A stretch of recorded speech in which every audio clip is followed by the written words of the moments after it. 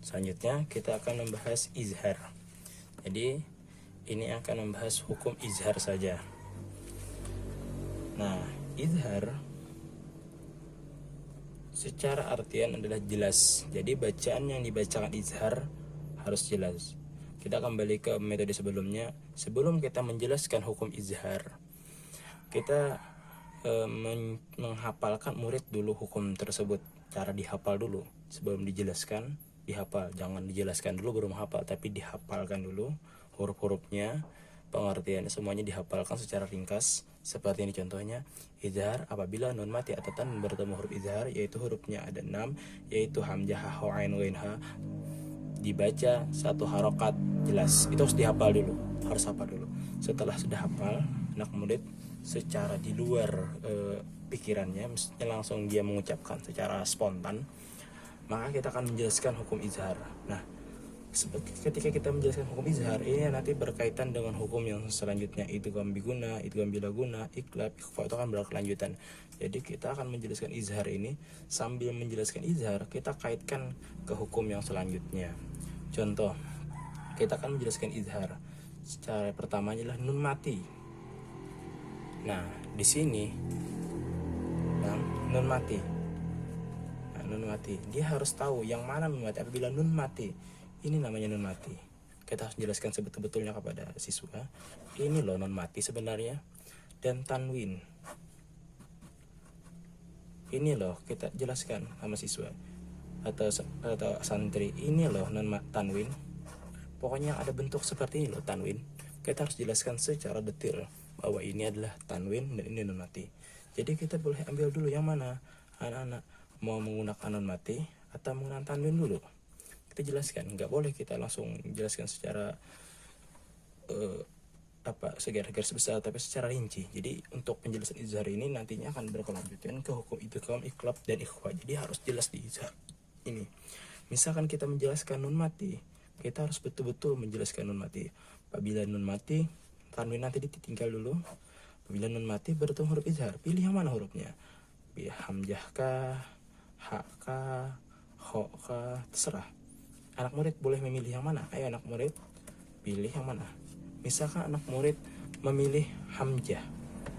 Nah, hamzah berarti nun mati. Contohnya adalah misalkan milih hamzah seperti ini. Ya. Man, a, mana. Nah, cara mudah menjelaskan anak murid adalah kita nanti fokuskan murid ke huruf yang tidak ada tanda garis. Nah, ini namanya nun mati, ketemu hamzah. Nah, ini kita jelaskan. Jadi hamzahnya ini pun kita jelaskan lagi. Barisnya boleh di atas, di bawah, atau berbentuk seperti ini, atau tanwin, atau seperti apapun. Yang penting ketemu garis tegak lurus yang berbaris. Jadi perbedaan hamzah dengan alif adalah sebagai berikut. Kalaunya hamzah adalah garis tegak lurus atau bentuk seperti ini yang mempunyai garis. Seperti apa aja garisnya, itu dinamakan hamzah. Sedangkan garis tegak lurus tanpa garis, tanpa baris, itu dinamakan alif. Contoh, ha, ini nggak ada barisnya, maka dinamakan alif. Ya, jadi jangan sampai kita menjelaskan anak murid hamzah sama alif yang mana. Kalaunya alif garis tegak lurus tanpa baris, sedangkan hamzah adalah garis dengan harokat, itu namanya hamzah. Nah, jadi kita fokuskan kepada anak murid. Nun mati ketemu hamzah. Nah, anak murid ini bisa diganti. Untuk huruf di sininya kita jelaskan. Mau huruf apa aja boleh. Di sini juga mau huruf apa aja boleh. Serah, bebas di sini huruf apa aja. Yang penting fokusnya ke sini. Dan kita bisa lagi untuk menjelaskan masih man, a, mana. Nah, untuk ini, nah disinilah kita akan menjelaskan. Anak murid apabila nun mati atau tanwin bertemu ha, maka hukumnya adalah izhar. Ganti misalkan kho atau ain atau ghain atau ha, yang penting mempunyai harokat. Nah, jangan langsung kita berikan contoh semua, contoh satu aja. Kita berikan contoh satu, selanjutnya setelah kita berikan satu contoh, siswa atau santri kita suruh untuk mencari hukum tersebut. Kita lihat presentasinya, apakah santri atau siswa itu presentasinya 50% banyak. Kalau misalkan 50-50, 50% dapat, 50% tidak dapat, maka kita tidak perlu maka kita harus mengulang penjelasannya dan satu-satu. Yang nun mati ketemu hamzah, nun mati ketemu ha, kho, kita jelaskan semuanya. Tapi kalau misalkan 70-80% siswa itu mengerti penjelasan ini, bisa kita lanjutkan ke materi selanjutnya. Tapi kalau mau lagi, kita bisa jelaskan secara sekilas. Nah, dengan siswa atau santri mencari pengalamannya, mencari hukum, ketika kita menjelaskan yang kedua kali, dia akan paham dengan cepat karena dia sudah berusaha dan kita jelaskan kembali.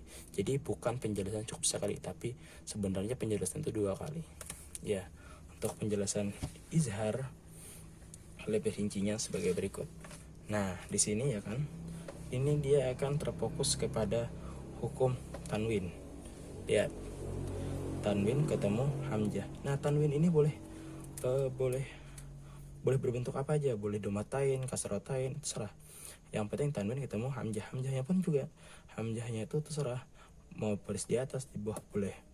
Selanjutnya ini tanwin ketemu ha, ya terserah tadi, tanwinnya terserah, garis di bawah, domas terserah. Yang ha-nya pun juga tidak difokuskan, hurufnya lain cuma huruf mim dan ha. Selanjutnya juga tanwin ketemu kho, sama seperti di atas. Selanjutnya tanwin ketemu ain. Nah, huruf tanwin ini kan ada hurufnya nih, hurufnya itu terserah huruf apa, yang penting mempunyai baris. Jadi fokusnya kepada garis tanwin saja. Selanjutnya afuwan ghafuro, wan itu kan punya garis, huruf wa itu tidak diperhatikan. Yang penting garisnya ketemu ghain. Ghain itu juga harus punya baris, terserah barisnya apa saja. Sama pun juga ini, tanwin ketemu ha, terserah. Mim kah apakah terserah. Selanjutnya sama man amana. Nah, di sini harus nun mati, nggak boleh huruf mim mati, nggak boleh, harus nun yang mati. Di sini bedanya sini tanwin, di sini adalah, di sini terserah, yang penting tanwin. Sedangkan di sini harus nun yang mati. Nun mati ketemu hamzah, garis di atas atau di bawah atau di mana, yang penting nun mati ketemu hamzah. Hamzahnya pun garisnya terserah di mana, di atas, di bawah terserah, dhammah atau kasrah terserah. Selanjutnya nun mati ketemu ha, sama seperti tadi. Nun mati ketemu kha, nun mati ketemu ain, nun mati ketemu ghain, nun mati ketemu ha. Dan hurufnya ini wajib, sedangkan harokatnya tidak wajib. Ya, cukup sekian menjelaskan. Assalamualaikum warahmatullahi wabarakatuh.